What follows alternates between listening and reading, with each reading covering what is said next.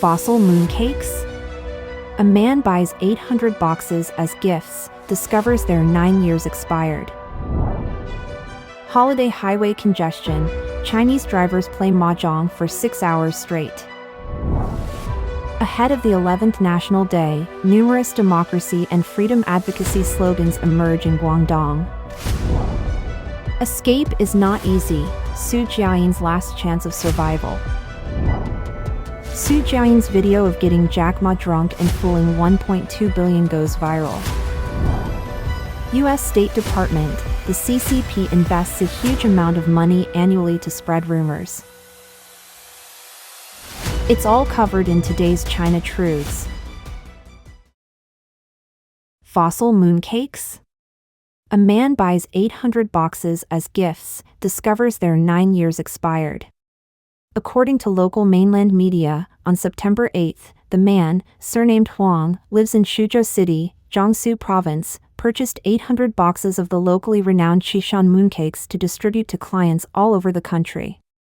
However, some of his clients who received the mooncakes pointed out that the packaging displayed an expiration date of September 7, 2014, and most of the meat floss-filled mooncakes were already past their prime.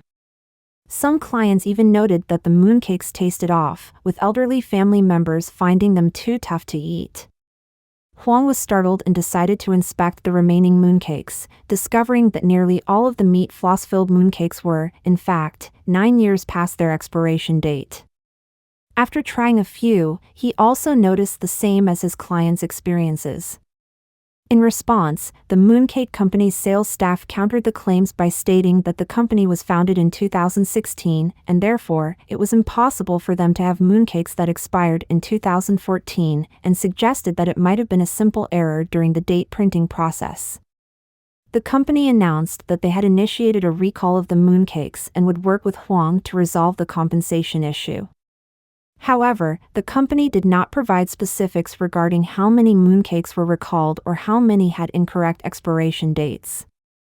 Following the revelation of this story, many individuals shared their thoughts, with some expressed skepticism, questioning whether it was indeed a genuine mistake. Some even humorously referred to the 9-year-old mooncakes as valuable collectibles, drawing comparisons to aged wine. In another mooncake incident reported by mainland Chinese media, a woman in Suzhou, Jiangsu, found hair in a mid-autumn festival mooncake given to her by her company. The mooncake lacked a customer service phone number, and attempts to scan the QR code on the packaging revealed no information. Upon verifying with the mooncake brand's agent, she determined that the mooncake was a counterfeit, posing as a well-known brand. Frustrated, she filed a complaint with the company's Human Resources Department. However, her HR colleagues accused her of interfering, and she received a termination notice from the company the following day. Rumors of the EU rejecting Chinese mooncakes. On September 20, the European Union Rapid Alert System for Food and Feed, RASFF, responsible for reporting various issues within the EU, announced that Finland had detected the presence of prohibited titanium dioxide in mooncakes exported from China. This led to a ban on these mooncakes from entering the country. It's known that titanium dioxide is a common food coloring agent, which is colorless and tasteless. However, over the past decade, studies have indicated potential carcinogenic and genetic toxic effects of titanium dioxide on animals, as confirmed by multiple international organizations. In 2021, the European Food Safety Authority definitively concluded that titanium dioxide should no longer be considered a safe food additive because it can damage human DNA. This incident has sparked a lively discussion on mainland social media. Some people are describing it as a significant embarrassment. On September 22, Weibo users posted an article commenting about the incident, highlighting that there have been no reported cases of DNA-altering additives in China. This implies that Chinese consumers may have been unknowingly exposed to carcinogenic genetic toxins every year, which is seen as highly unethical. The article also questions the safety of prepackaged vegetables, given the issues with strictly inspected export goods and past scandals like the rat head duck neck incident. The article also reflects on how many years have passed since incidents like the Sudan red dye, tainted milk, and gutter oil scandals, and how the social impact endures. Initially, there was hope that after several years of increased social oversight and legal efforts, there would be a turning point. However, the reality has proven to be both alarming and disappointing. Moreover, online users also discuss how these returned batches of cakes would be dealt with. Some jokes, they'll probably end up selling them domestically. With 1.4 billion leaks, referring to Chinese citizens, they'll be consumed quickly. Another user mentioned, exports are mainly consumed by the Chinese diaspora. With China's infamous reputation for food safety, who would risk their health to try it? No one would eat it even if it were given away for free. Chinese people should persevere, and the dead end for China is right in front of us. It's worth noting that the European Union had previously refused to allow Chinese candies into the country, citing concerns about the additive titanium dioxide, which could potentially cause DNA mutations. With mooncakes now facing scrutiny again, it suggests a pattern of recurring issues, indicating that there might be habitual offenders. Holiday highway congestion, Chinese drivers play Mahjong for 6 hours straight. On September 29, a comical scene occurred on the expressway in Anhui Province, China.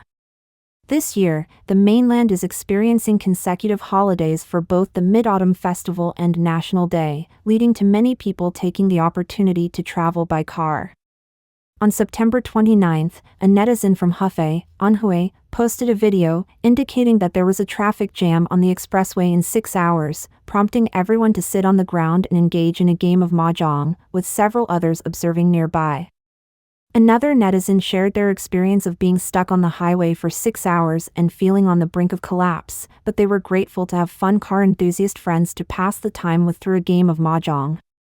There were also netizens who commented that they were in Wuxi before going to sleep, and upon waking up, they were still in Wuxi. After driving for over 4 hours, they had only covered 60 kilometers. Upcoming China holiday, fears of epidemic surge amid massive travel rush. With the upcoming long holidays in China, there are concerns that a large-scale travel wave and cross-infections could worsen the situation. In recent times, health authorities in Guangdong, Guangxi, and Hunan have issued notices regarding an increase in cases of conjunctivitis, red-eye syndrome. Meanwhile, the coronavirus still continues to spread across China, with many doctors and residents noting a high infection rate in this wave. Furthermore, several regional health departments, including those in Shanghai, Jiangsu, and Shaanxi, have reported a surge in fever cases in outpatient clinics, mainly among children.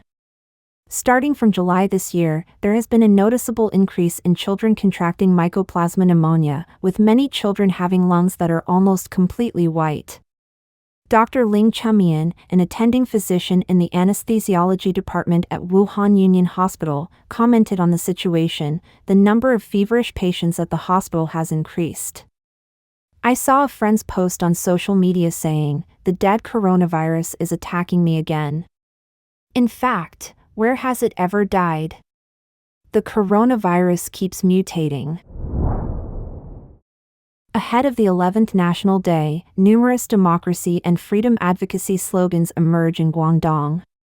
Leading up to China's National Day on October 1, reporters received a tip-off that in Guangdong, slogans advocating freedom of speech were seen, attracting the attention of many passers-by. In detail, the photos provided by the informant show on a billboard with a black fence. The original background was replaced by a handwritten black ink slogan, "Freedom of speech, people's demands." Let yourself fly, democracy roam. Hand in hand, brush out freedom. The end of the message also included 2 English hashtags with the same meaning, #WordNearRevolution and #WNR. Furthermore, there is another instance of a slogan appearing in red ink with identical content to the black version. However, shortly after, the police arrived and checked everyone's phones in the vicinity, instructing them to delete the photos and intimidating them not to talk about the incident. Earlier, an informant told reporters that slogans demanding democracy and even slogans calling for Xi Jinping to step down were seen at Shenzhen's subway entrances and shops. However, eyewitnesses did not capture photos or videos.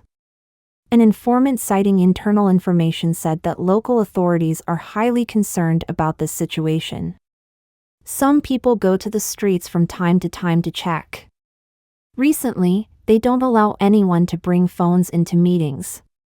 Phones are stored in one place, and they can only retrieve them after the meeting. Analysts believe that mainland Chinese people's fearlessness in demanding their rights indicates an awakening of civic consciousness. Li Yuqing, a Chinese-American legal scholar based in the United States who focuses on human rights, explained that the frequent appearance of these slogans in mainland China recently indicates that, with the development of the internet, many young people are able to access information from the outside world despite the Chinese Communist Party's efforts to censor and control the internet. She emphasized that the absence of certain voices within China is due to the regime's suppression and not because those voices do not exist. According to her, in reality, most people oppose the party's actions, and there is a growing awareness among the population.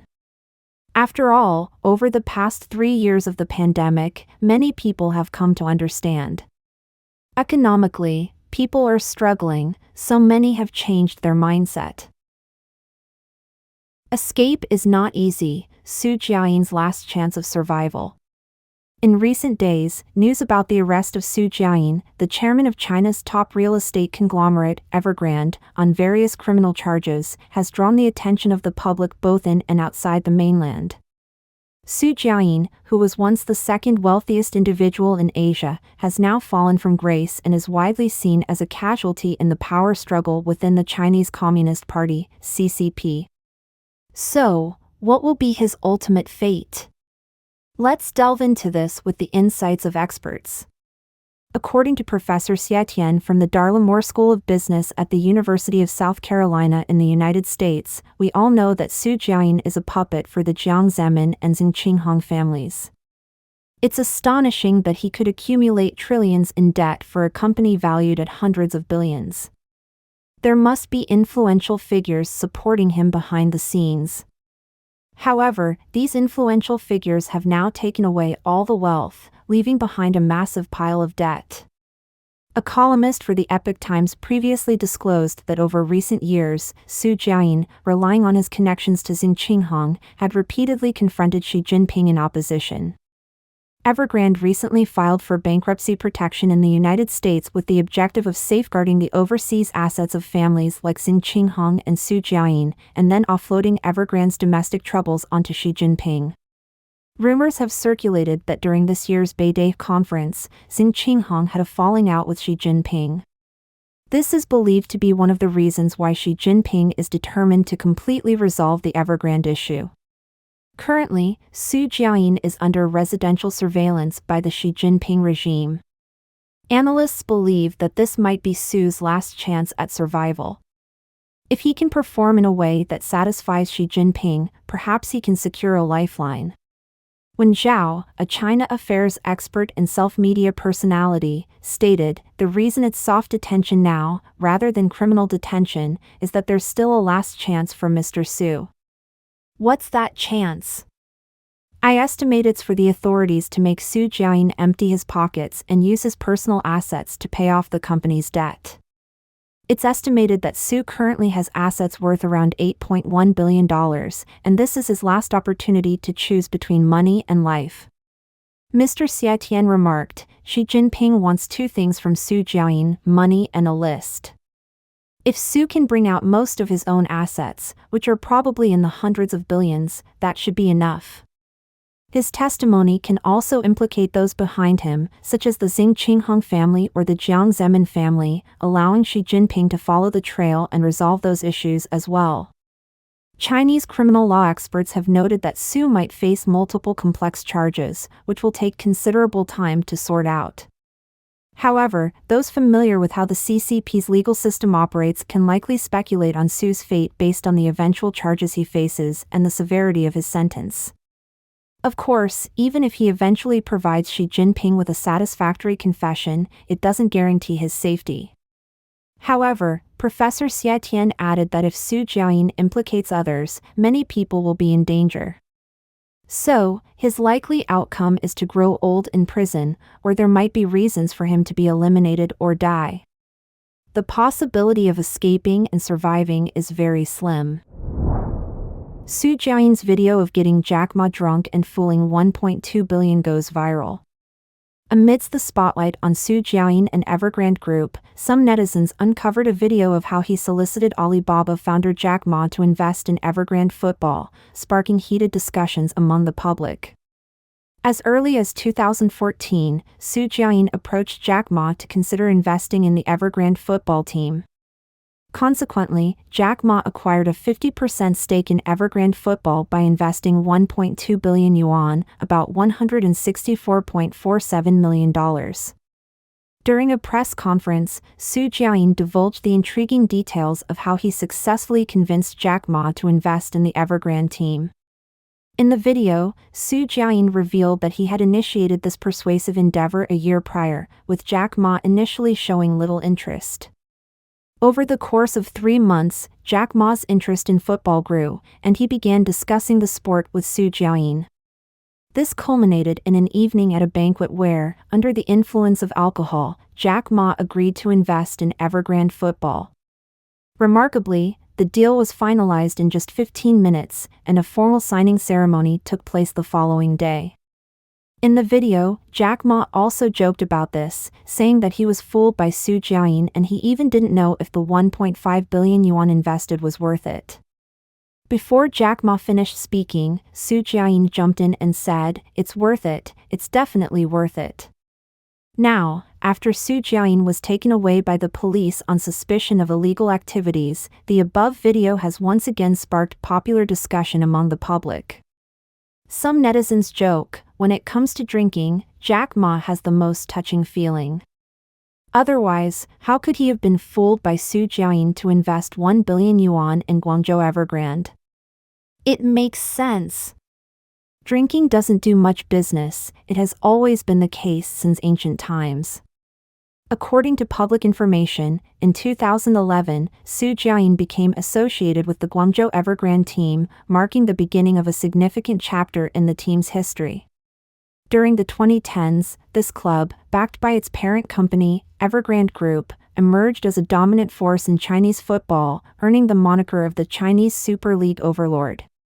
A pivotal moment occurred in November 2015 when Su Jiayin and Jack Ma jointly introduced the Guangdong Evergrande Taobao team to the new third board, with both executives participating in the ceremonial bell ringing. This move catapulted the Guangdong Evergrande Taobao team to the status of Asia's premier football stock. Just over 10 days later, Su Jiayin and Jack Ma witnessed the Evergrande Taobao team's triumph in the 2015 AFC Champions League final. This victory marked their second championship win in 3 years. Fast forward to 2020, and Evergrande Taobao Club reached a remarkable market value of 19.04 billion yuan, about $2.609 billion, securing its position as the third largest company by total market value on the new OTC market. Furthermore, the Evergrande Taobao team proudly claimed 2 AFC Champions League championships and 2 World Champions League cups. However, this period was not without financial challenges. Starting in 2014 and spanning 7 years, the Evergrande Taobao team faced ongoing financial losses. According to company disclosures, the net profit losses for Evergrande Taobao Club from 2015 to 2019 amounted to 952 million yuan, 812 million yuan, 986 million yuan, 1.829 billion yuan, and 1.94 billion yuan, respectively. Factoring in losses exceeding 1 billion yuan before going public, the club reported accumulated losses of more than 7.6 billion yuan, about $1.041 billion, over 7 years. In 2018, the club was designated as ST Hengbao and faced delisting in 2020. In 2021, in compliance with the regulations of the Chinese Football Association, the team underwent a formal rebranding, adopting the name Guangzhou Team, signifying a significant identity shift. U.S. State Department, the CCP invests a huge amount of money annually to spread rumors. We all know that the CCP has been investing a substantial amount of money for years to manipulate public opinion and disseminate misleading information in order to conceal the truth. However, what is the precise amount? Billions of dollars. This information was revealed in a report on September 28 by the U.S. Department of State's Global Engagement Center, GEC. The report highlights that a significant amount of money has been allocated for activities such as widespread dissemination of false information and the implementation of censorship systems. These activities also encompass the promotion of digital authoritarianism and the exertion of control over Chinese-language media through international organizations. The report points out that the CCP's manipulation of information is not only a matter of public diplomacy but also poses a challenge to the integrity of the global information space. Analysts note that the CCP is essentially a regime built on falsehoods. According to Mr. Huang Ziyin, a Chinese-American independent media professional, typical is an incident of Zhao Lijian, the former spokesperson for the Chinese Foreign Ministry, claiming that the virus came from a U.S. laboratory and was deliberately spread to Wuhan by U.S. soldiers. This is a typical lie spread by the CCP using its official power. On September 27, the Taiwan Democracy Experiment Lab released 2 reports revealing that the Chinese Communist Party's large-scale foreign propaganda efforts spread falsehoods on overseas social media platforms, whitewashing its repression and acts of genocide in Hong Kong and Xinjiang. These efforts also contribute to a cross-border crackdown on anti-communist individuals abroad. The CCP also employs a large group called the 50 Cent Army to guide public opinion on overseas platforms and confuse the public. Jiayin, the executive director of the youth division of the China Democracy Party, pointed out that many people who use Twitter and other platforms have been significantly affected. For example, if you post an exposé about the CCP's wrongdoings, swarms of the 50 Cent Army will flood in, including a large number of pornographic tweets, as well as personal attacks, insults, and unbearable filthy words that are difficult to endure, all funded by the tens of billions of dollars spent by the CCP. Why does it need this amount of money, which could provide universal healthcare for the Chinese people for many years?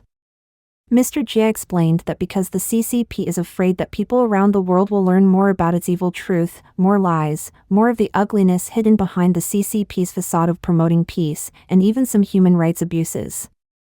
As more and more people gain a deeper understanding of the CCP cannot evade the consequence of being judged by everyone and rejected by the world.